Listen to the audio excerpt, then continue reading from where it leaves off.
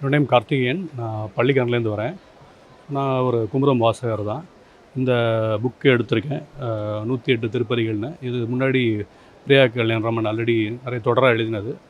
அது எங்கள் மதர் இந்த புக்கை இருந்தால் வாங்கிட்டு வாங்கினாங்க. ஸோ இந்த எக்ஸிபிஷனில் இந்த புக்கை பார்த்த உடனே வாங்கணும்னு தோணுச்சு. ஸோ இந்த புக்கை நான் பிக் பண்ணியிருக்கேன்.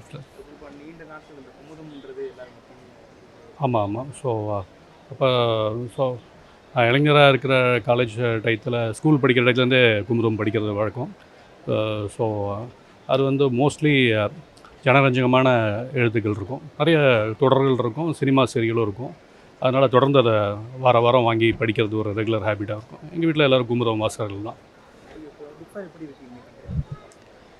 ஓவரால் புக் ஃபேர் சொல்கிறீங்களா? நான் ரெகுலர் விசிட்டர் தான் புக் ஃபேருக்கு. ஸோ பலதரப்பட்ட புக்குகள் இங்கே பப்ளிகேஷன்ஸ் அவங்களுடைய இது பண்ணியிருக்காங்க. நிறைய புக்கு பார்க்கும்போது நிறைய நினைவுகளும் தூண்டுது. சில புக்கு நம்ம ரொம்ப நாளாக பார்த்துருப்போம், வாங்காமல் வச்சுருப்போம். ஒவ்வொரு தடவையும் வரும்போ அந்த மாதிரி விட்டு போன புத்தகங்களை வாங்குறதுக்கு புக் ஃபேர் வந்து ஒரு வாய்ப்பாக அமையுது. என் பேர் புவனேஸ்வரி. நான் தண்டையார்பேட்டிலேருந்து வரேன். நான் கிட்டத்தட்ட 15 வருஷமாக புக் ஃபேருக்கு வந்துட்டுருக்கேன். நாங்கள் வந்து புக் ஃபேரில் ஒவ்வொரு வருஷமும் ஒரு 2000 ரூபாய்க்காவது புக்கு வாங்கணும்னு ஒரு இன்டென்ஷனோடு வருவோம். அதனால் எல்லா புக்கு ஸ்டால்லையும் நாங்கள் பார்ப்போம். குமுதங்கிறது எங்களோட குடும்ப பத்திரிக்கைன்னே சொல்லலாம்.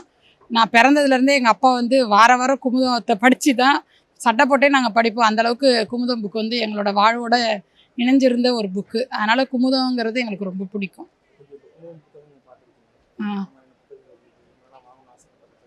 நிறைய இருக்குது, எதை வாங்குறதுன்னு தெரியல. சோவோட புக்கெல்லாம் எனக்கு ரொம்ப பிடிக்கும். அது இல்லாமல் குமுதோட பப்ளிகேஷன்ஸில் இருக்குது. அதனால் ரொம்ப எதை வாங்குறதுன்னு தெரில, அந்தளவுக்கு குமுதத்தில் கலெக்ஷன் ரொம்ப இருக்குது. நிறைய புக்ஸ் இருக்குது. இன்றைக்கி முந்தா நாள் தான் திறந்தாங்க. ஆனாலும் புக்ஸு எல்லா கடையுமே நிறைஞ்சிருக்கு. நாங்கள் காலையில் 11 மணிக்கெலாம் வந்துட்டோம். அப்போ இருந்தே கூட்டம் நிறைய தான் இருக்குது.